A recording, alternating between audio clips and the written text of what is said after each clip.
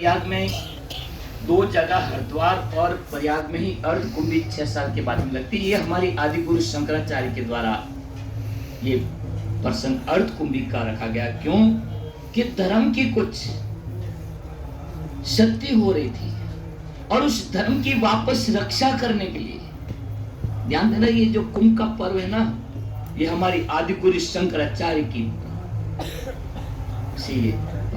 उन्होंने ये अर्धकुंभी का भी प्रसंग रखा कि धर्म की रक्षा करेंगे तो हमारी अपनी स्वतः ही रक्षा हो जाएगी। और जब प्रयागराज में 12 साल में जो पूर्ण कुंभ होता है और ऐसे बाहरी कुंभ जब संपन्न हो जाते हैं, तब जाकर के 144 साल के बाद में महाकुंभ का प्रसंग केवल ये प्रयागराज में ही उपलब्ध होता है।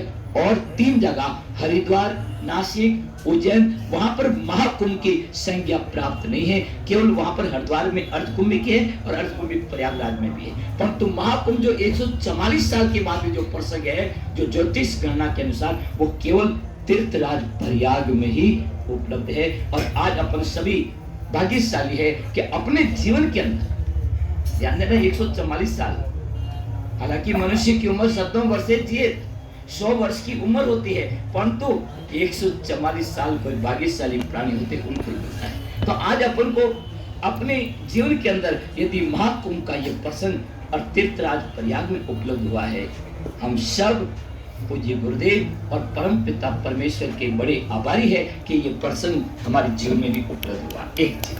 दूसरी बात, भाइयों बहनें, ये जो कुंभ का पर्व है, मैं अभी इस प्रसंग में बार बार कह रहा हूं कि मनुष्य मानो एक बोल की पुतली है, उनसे चाहे अनचाहे त्रुटियां होती है, गलतियां होती है, पाप होता है, करते हैं। ये जो कुंभ का पर्व है, एक सूत्र है पापों का नाश और पुण्य की प्राप्ति।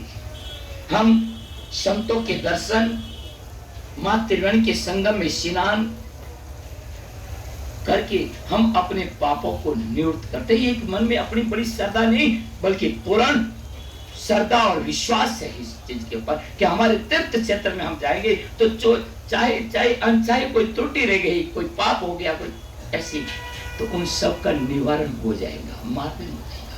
और स्नान करने पर, संतों का दर्शन करने पर हमें वो पुण्य प्राप्त होगा जीव का। और पुण्य किस लिए? ध्यान देना, जो साधक होगा वो पुण्य इसलिए पुण्य की कामना करेगा कि हमारी अंतःकरण के अंदर शुद्धता आए, पवित्रता आए, निर्मलता आए। क्यों कि हृदय के अंदर, अंतःकरण के अंदर शुद्धता और पवित्रता होगी तो उस परम पिता परमेश्वर के अंदर चित्त की स्थिरता को प्राप्त होगी।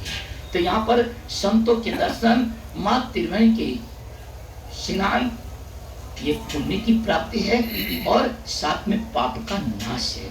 आज हमको पापों की निवृत्ति और पुण्य की प्राप्ति के उपलक्ष्य में हम यहाँ पर सभी इस महाकुंभ के प्रसंग में आए और संत महापुरुषों के दर्शन। ध्यान देना,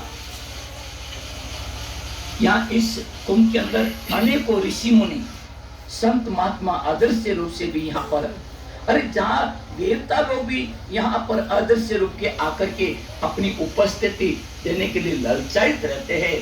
और आज ध्यान देना, हम तो सशरीर यहाँ उपस्थित है, तो आप कोई देवताओं से कोई कम, आप सभी कोई भाग्यशाली नहीं। आप अपने आप को बड़ी भाग्यशाली समझिए कि देवता भी आते तो वो तो छुप करके आते हैं, वो लुक करके आते हैं और किसी रूप में आते हैं, परंतु आप तो प्रत्यक्ष यहाँ पर गुरु के चरणों में, गुरुदेव के सानिध्य में अपन को प्राप्त है। तो कम भाग्यशाली हम नहीं हैं। इसलिए